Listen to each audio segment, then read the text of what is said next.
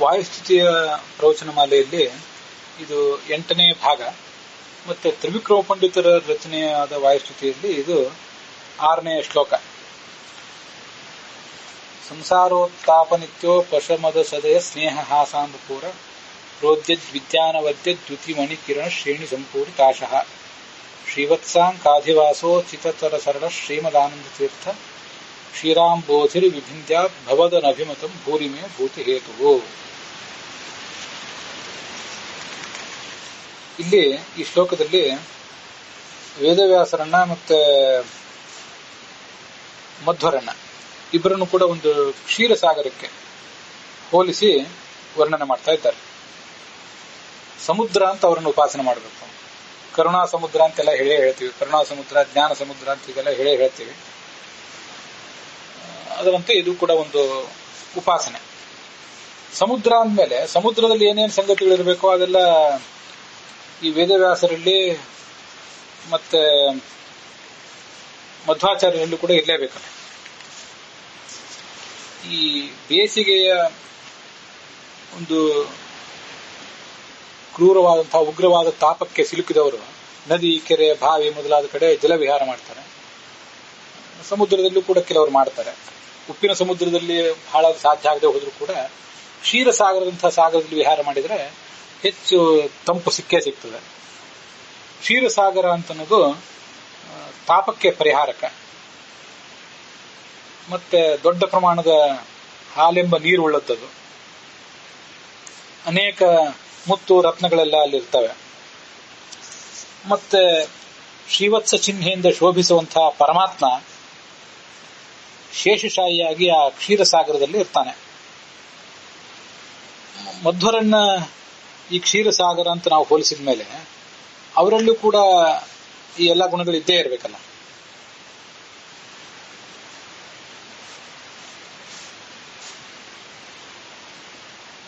ವೇದವ್ಯಾಸರಲ್ಲಿ ಆ ಗುಣ ಇದ್ದೇ ಇದೆ. ಮಹತ್ತಾದಂತಹ ತಾಪತ್ರಯಗಳಿಗೆ ಅದು ಪರಿಹಾರ ಮಾಡುವಂತಹ ವ್ಯಾಸ ಎಂಬ ಸಮುದ್ರ ಅದು. ಸೋಯಂ ವ್ಯಾಸ ಸುಧಾ ನಿಧಿರ್ಭವತು ಮೇ ಭೂತ್ಯೈ ಸತಾಂ ಭೂತಿದಹ ಅಂತ ಒಂದು ಎಲ್ಲಿದೋ ವಾಕ್ಯ, ಯಾರೋ ಟೀಕಾಕಾರರು ಟಿಪ್ಪಣಿಕಾರದಿರಬೇಕು. ವ್ಯಾಸರನ್ನ ಸುಧಾನಿಧಿ, ಅಮೃತದ ಮೂಲ ಸೆಲೆಯಾದಂಥ ಕ್ಷೀರಸಾಗರ ಅಂತ ವರ್ಣನೆ ಮಾಡಿದ್ದಾರೆ. ಸಂಸಾರದ ಎಲ್ಲಾ ತಾಪಗಳಿಗೂ ಕೂಡ ಈ ವ್ಯಾಸರೆಂಬ ಹಾಗೆ ಮಧ್ವರೆಂಬ ಕ್ಷೀರಸಾಗರ ಪರಿಹಾರ ಕೊಡುವಂಥದ್ದು, ಶಾಶ್ವತವಾದ ಪರಿಹಾರ ಕೊಡುವಂಥದ್ದು. ಮತ್ತೆ ಈ ಕ್ಷೀರಸಾಗರದಲ್ಲಿ ಬಿಳಿಯಾದಂತಹ ಹಾಲು ನೀರಿನ ರೂಪದಲ್ಲಿ ಎಲ್ಲ ಕಡೆ ತುಂಬಿ ಶೋಭಿಸ್ತಾ ಇರ್ತದೆ. ವ್ಯಾಸರಿಗೆ ಮತ್ತು ಮಧ್ವರಿಗೆ ಒಂದು ಸಜ್ಜನರ ಮೇಲಿನ, ಶಿಷ್ಯರ ಮೇಲಿನ ವಾತ್ಸಲ್ಯ ಅನ್ನುವಂಥ ಏನು ಗುಣ ಇರ್ತದಲ್ಲ, ಆ ವಾತ್ಸಲ್ಯದಿಂದ ಅವರು ಅನುಯಾಯಿಗಳ ಕಡೆ ಏನು ನೋಡಿ ಮಂದಹಾಸ ಬೀರ್ತಾ ಇರ್ತಾರೆ. ಆ ಮಂದಹಾಸ ಅಂತನ್ನೋದು ಯಾವತ್ತೂ ಕೂಡ ಬಿಳಿ ಹಾಸ, ನಗು ಅನ್ನೋದು ಬಿಳಿ ಬಣ್ಣದ್ದು. ಅದೊಂದು ಕವಿಗಳ ಒಂದು ವರ್ಣನ ಅದು. ಮಂದಹಾಸ ಅನ್ನೋದೇ ಒಂದು ನೀರಿನ ಪ್ರವಾಹ. ಆಚಾರ್ಯರು, ಮಧ್ವಾಚಾರ್ಯರು ಮತ್ತು ವೇದವ್ಯಾಸ ದೇವರು ಭಕ್ತರ ಬಗ್ಗೆ ಕೃಪೆಯಿಂದ ಮಾಡುವ ಮಂದಹಾಸವೇ ಒಂದು ನೀರಿನ ಪ್ರವಾಹ. ಅಪಾರವಾದಂತಹ ಮಂದಹಾಸ ಅದು. ಮತ್ತೆ ಸಾಗರದಲ್ಲಿ ಮುತ್ತು ರತ್ನಗಳಿದ್ದಂತೆ ವೇದವ್ಯಾಸರಲ್ಲಿ ಮತ್ತು ಮಧ್ವಾಚಾರ್ಯರಲ್ಲಿ ಅವರ ಮುಖದಿಂದ ನಿತ್ಯ ಹೊರಹೊಮ್ಮುವಂತಹ ಅನೇಕ ವಿದ್ಯೆಗಳು, ಶಾಸ್ತ್ರಗಳು, ಗ್ರಂಥಗಳು, ಆ ಗ್ರಂಥಗಳೇ ಒಂದು ಮಣಿಗಳಂತೆ. ಅವುಗಳ ಕಿರಣದಿಂದ ಸುತ್ತಮುತ್ತಲಿನ ಪ್ರದೇಶವೆಲ್ಲ ಬೆಳಗಿದೆ.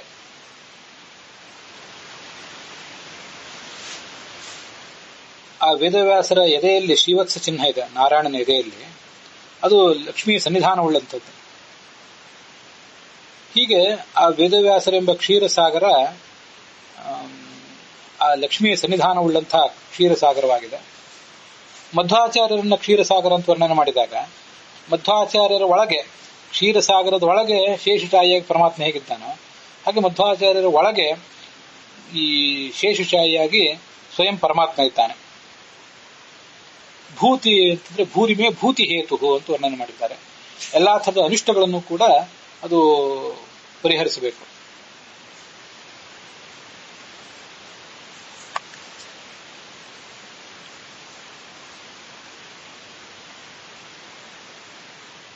ಹೀಗೆ ಆ ವೇದವ್ಯಾಸರ ಎದೆಯಲ್ಲಿ ಏನು ಒಂದು ಶ್ರೀವತ್ಸ ಅನ್ನೋ ಚಿಹ್ನೆ ಇರ್ತದೆ, ಅದರ ಮೂಲಕ ಲಕ್ಷ್ಮೀ ಸನ್ನಿಧಾನ ಅಲ್ಲಿದೆ ಅಂತ ತಿಳಿದು ಬರ್ತದೆ. ಇವೆಲ್ಲ ಕೆಲವು ಗುಣಗಳು, ಆ ವ್ಯಾಸರದು ಮತ್ತೆ ಮಧ್ವಾಚಾರ್ಯರದು ಗುಣಗಳು. ಶ್ಲೋಕದ ಅರ್ಥಗಳನ್ನು ಹೀಗೆ ಗಮನಿಸೋಣ. ಸಂಸಾರದಲ್ಲಿ ಆಗುವಂತಹ ಉತ್ತಾಪ, ಬಹಳ ತೀಕ್ಷ್ಣವಾದಂತಹ ಒಂದು ತಾಪ, ಆ ತಾಪಕ್ಕೆ ನಿತ್ಯವಾದ ಉಪಶಮ ಅಂದ್ರೆ ಪರ್ಮನೆಂಟ್ ಪರಿಹಾರವನ್ನ ಕೊಡಬಲ್ಲಂಥ ಸದಯ, ದಯೆಯಿಂದ ಕೂಡಿದ ಸ್ನೇಹ, ಒಂದು ಕರುಣೆ, ದಯೆಯಿಂದ ಕೂಡಿದಂಥ ಪ್ರೀತಿ, ಆ ಪ್ರೀತಿಯಿಂದ ನಗು, ಹಾಸ ಅಂದ್ರೆ ನಗು, ಆ ನಗುವೇ ಒಂದು ಅಂಬುಪೂರ, ಜಲಪ್ರವಾಹ. ನದಿಗಳಲ್ಲಿ ಜಲಪ್ರವಾಹ ಬತ್ತಬಹುದು, ಸಮುದ್ರದಲ್ಲಿ ಯಾವತ್ತು ಜಲಪ್ರವಾಹ ಬತ್ತೋದಿಲ್ಲ. ವ್ಯಾಸರಲ್ಲಿ ಆಗಲಿ ಮಧ್ವಾಚಾರ್ಯರಲ್ಲಾಗಲಿ ಅವರು ನಮ್ಮ ಬಗ್ಗೆ ತೋರಿಸುವಂತಹ ಒಂದು ದಯೆಯ, ಪ್ರೀತಿಯ ಮಂದಹಾಸ ಏನಿದೆ ಅದಕ್ಕೆ ಯಾವತ್ತೂ ಕೂಡ ಬರವೇ ಇಲ್ಲ ಅಂತ ತೋರಿಸ್ತಾ ಇದ್ದಾರೆ. ಪ್ರೋದ್ಯತ್, ಉದಿಸುವ ವಿದ್ಯಾ ಶಾಸ್ತ್ರಗಳೆಂಬ ಅನವದ್ಯ ದೋಷರಹಿತವಾದಂಥ ದ್ಯುತಿ ಕಿರಣವುಳ್ಳಂಥ ಮಣಿಗಳು, ಮಣಿ ಅಂದ್ರೆ ರತ್ನಗಳು, ಅವುಗಳ ಕಿರಣದಿಂದ, ಶ್ರೇಣಿ ಅಂದ್ರೆ ಸಮೂಹ, ಕಿರಣಗಳ ಸಮೂಹದಿಂದ ಸುತ್ತಮುತ್ತಲಿನ ಪ್ರದೇಶವನ್ನೆಲ್ಲ ಅವರು ಬೆಳಗಿದ್ದಾರೆ. ಭೂತಿ ಹೇತು, ಎಲ್ಲ ಥರದ ಸಂಪತ್ತಿಗೂ ಕೂಡ ಕಾರಣರಾದವರು. ಶ್ರೀವತ್ಸಾಂಕ ಅಧಿವಾಸ, ಶ್ರೀವತ್ಸಾಂಕ ಅಂದ್ರೆ ಲಕ್ಷ್ಮಿ, ಶ್ರೀವತ್ಸವೆಂಬ ಚಿಹ್ನೆವುಳ್ಳ ಪರಮಾತ್ಮ, ಅವನ ಅಧಿವಾಸ ಅಂದ್ರೆ ಅವನ ಶಾಶ್ವತವಾದ ವಾಸ. ಅದಕ್ಕೆ ಉಚಿತತರ, ಅತ್ಯಂತ ಉಚಿತವಾದಂತಹ ಪ್ರದೇಶ ಅಂದ್ರೆ ಈ ಮಧ್ವಾಚಾರ್ಯರು. ಸರಳ ಅಂತಂದ್ರೆ ಅತ್ಯಂತ ಶ್ರೇಷ್ಠವಾದಂಥ ಉದಾರವಾದಂಥ ವ್ಯಕ್ತಿತ್ವ ಈ ಮಧ್ವಾಚಾರ್ಯರು, ಮನೋಹರವಾದಂಥ ವ್ಯಕ್ತಿತ್ವ. ಶ್ರೀಮದ್ ಆನಂದ ತೀರ್ಥ, ಆನಂದಕರವಾದ ಶಾಸ್ತ್ರವೆಂಬ ತೀರ್ಥ ಅಂದ್ರೆ ಶಾಸ್ತ್ರ, ಅದನ್ನು ರಚನೆ ಮಾಡಿದಂತಹ ಆಚಾರ್ಯರೆಂಬ ಕ್ಷೀರಸಾಗರ, ಅದು ನಮಗೆ ಭವತ್ ಮುಂದೆ ಆಗುವಂತಹ ಈಗಿರುವಂತಹ ಎಲ್ಲಾ ಥರದ ಭೂರಿ ಬಹಳವಾದ ಅನಭಿಮತಂ ಅನಿಷ್ಟವನ್ನ ವಿಭಿಂದ್ಯ ಪರಿಹರಿಸಲಿ ಅಂತ ಅದರ ಸ್ತೋತ್ರ ಇದೆ. ಈ ಅನೇಕ ಥರದ ತಾಪಗಳು, ನಿದ್ರೆ ಬರದೇ ಇರುವಂತ ತೊಂದರೆಗಳು ಇಂಥದೆಲ್ಲ ಇರ್ತದಲ್ಲ, ಅವರಿಗೆಲ್ಲ ಈ ಸಮುದ್ರದ ಒಂದು ಮೊರೆತ ಇರ್ತದಲ್ಲ, ಅದನ್ನ ರೆಕಾರ್ಡಿಂಗ್ ರೂಪದಲ್ಲಿ ನೀವು ಕೇಳಿರಿ ಅಂತ ಕೆಲವು ಕಡೆ ಚಿಕಿತ್ಸೆ ಹೇಳೋದನ್ನ, ಮಾಸ್ ಚಿಕಿತ್ಸೆ ಹೇಳೋದನ್ನ ನಾನು ಕೇಳಿದ್ದೀನಿ, ನೀವು ಕೂಡ ಎಲ್ಲರೂ ಕೇಳಿರ್ತೀರಿ. ಸಮುದ್ರದ ಎದುರುಗಡೆ ಹೋಗಿ ಕೂತ್ಕೊಳ್ಳೋದು, ಆ ಸಮುದ್ರದ ಆ ಒಂದು ಗರ್ಜನೆಯನ್ನ ನಾವು ಶಾಂತಚಿತ್ತರಾಗಿ ಆಲಿಸುವುದು. ಕೆಲವು ಕಡೆ ಅತ್ಯಂತ ಧನಿಕರಾದವರು ತಮ್ಮ ಮನೆಯಲ್ಲೇ ಆ ಸಮುದ್ರದ ಒಂದು ವಾತಾವರಣ ಅದನ್ನೆಲ್ಲ ತಮ್ಮ ಗೋಡೆಯ ಮೇಲೆ ಮೂಡಿಸಿಕೊಂಡು ಆ ಮೂಲಕ ಚಿತ್ತ ಶಾಂತಿಯನ್ನು ಪಡ್ಕೊಳ್ಳಿಕ್ಕೆ ಪ್ರಯತ್ನ ಪಡ್ತಾರೆ ಅಂತ ಕೂಡ ನಾನು ಓದಿದ್ದೀನಿ, ನೀವು ಕೂಡ ಎಲ್ಲಾದರೂ ಓದಿದ್ದಿರ್ಬೇಕು.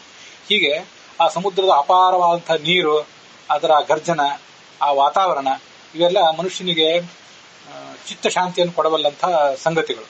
ಅವು ವೈಜ್ಞಾನಿಕವಾಗಿ ಕೂಡ ಸಿದ್ಧವಾದಂಥ ಸಂಗತಿ ಅದು. ಈ ಪರಮಾತ್ಮನನ್ನ ಸಾಗರ ಅಂತ ವರ್ಣನೆ ಮಾಡೋದು, ಗುಣಸಾಗರ ಮತ್ತೆ ಜ್ಞಾನಸಾಗರ, ಶ್ರುತಿ ಸಾಗರ ಅಂತ ಶಬ್ದ ಇದೆ ನೋಡಿ ವಿಷ್ಣು ಸಹಸ್ರನಾಮದಲ್ಲಿ. ವಿವಿಕ್ತ ಶ್ರುತಿ ಸಾಗರ, ಜ್ಞಾನದ ಸಾಗರ ಅವನು ಅಂತ. ಇಲ್ಲೂ ಕೂಡ ಅನೇಕ ಮುತ್ತು ರತ್ನಗಳು ಆ ಸಾಗರದಲ್ಲಿವೆ ಅಂತ, ಇಲ್ಲಿ ವಿದ್ಯಾಗಳೆಂಬ ಜ್ಞಾನವೆಂಬ ಮುತ್ತು ರತ್ನಗಳು ಆ ಸಾಗರದಲ್ಲಿವೆ ಅಂತ ಇಲ್ಲಿ ವರ್ಣನೆ ಬಂದೇ ಇತ್ತು. ಹೀಗೆ ಪರಮಾತ್ಮನು ಕೂಡ ಒಂದು ಸಾಗರವಾಗಿದ್ದಾನೆ. ಮತ್ತೆ ಐತರೇಯ ಉಪನಿಷತ್ ಭಾಷೆಯಲ್ಲಿ ಒಂದ್ ಕಡೆ ಹೇಳುವಂತೆ, ಹುಂಕಾರೇಣ ಸಹೈವಾಬ್ಧಿ ವಕ್ತಿ ಹರೇರ್ ಅನಭಿಭಾವ್ಯತಾಂ. ಎಲ್ಲಾ ಧ್ವನ್ಯಾತ್ಮಕ ಶಬ್ದಗಳು ಕೂಡ ಭಗವಂತನ ಮಹಿಮೆಯನ್ನು ಹೇಳ್ತವೆ, ಬರೇ ವರ್ಣಾತ್ಮಕ ಶಬ್ದಗಳಲ್ಲ. ಅಕಾರ, ಅಕಾರ, ವ್ಯಂಜನಗಳು, ಸ್ವರಗಳು ಮಾತ್ರ ಅಲ್ಲ, ಭೇರಿ ಶಬ್ದ, ಗಂಟೆ ಶಬ್ದ, ಆಮೇಲೆ ಸಮುದ್ರದ ಒಂದು ಮೊರೆತ, ಇವೆಲ್ಲವೂ ಕೂಡ ಧ್ವನ್ಯಾತ್ಮಕ ಶಬ್ದಗಳು. ಯಾವ ಭಾಷೆ ಅಲ್ಲ ಇವು, ಆದ್ರೆ ಇವು ಕೂಡ ಭಗವಂತನ ಮಹಿಮೆಯನ್ನು ಹೇಳ್ತವೆ ಅಂತ ನಮಗೆ ಕೇಳಿ ಗೊತ್ತಲ್ಲ. ಸಮುದ್ರ ಏನ್ ಹೇಳ್ತದೆ ಅಂತಂದ್ರೆ,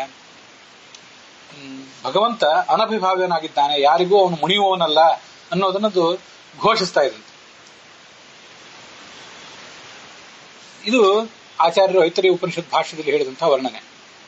ಈ ಆಚಾರ್ಯರೇ ಕ್ಷೀರಸಾಗರ ರೂಪದಲ್ಲಿ ಇಲ್ಲಿ ಏನು ವರ್ಣಿತರಾಗಿದ್ದಾರಲ್ಲ, ಅವರನ್ನು ನಾವು ಕ್ಷೀರಸಾಗರ ಅಂತ ಉಪಾಸಿಸಿದರೆ ಅವರು ಭಗವಂತ ದೊಡ್ಡವನಾಗಿದ್ದಾನೆ, ಅವನನ್ನು ಮೀರಿಸುವಂತ ಶಕ್ತಿ ಯಾವುದೂ ಇಲ್ಲ ಅಂತ ತಮ್ಮ ಸಮುದ್ರದ ಮೊರೆತವನ್ನು ಮರೆ ಮಾಡಬಲ್ಲಂತಹ ತಮ್ಮ ಗರ್ಜನೆಯ ಮೂಲಕ, ಉಚ್ಚ ಕಂಠದ ಮೂಲಕ ನಮಗೆ ಆ ಭಗವಂತ ಎಷ್ಟು ದೊಡ್ಡವನು ಅಂತ ಅನ್ನೋದನ್ನು ತಿಳಿಸ್ತಾ ಇದ್ದಾರೆ. ಹೀಗೆ ನಾವು ಅದನ್ನು ತಿಳ್ಕೊಳ್ಬಹುದಾಗಿದೆ.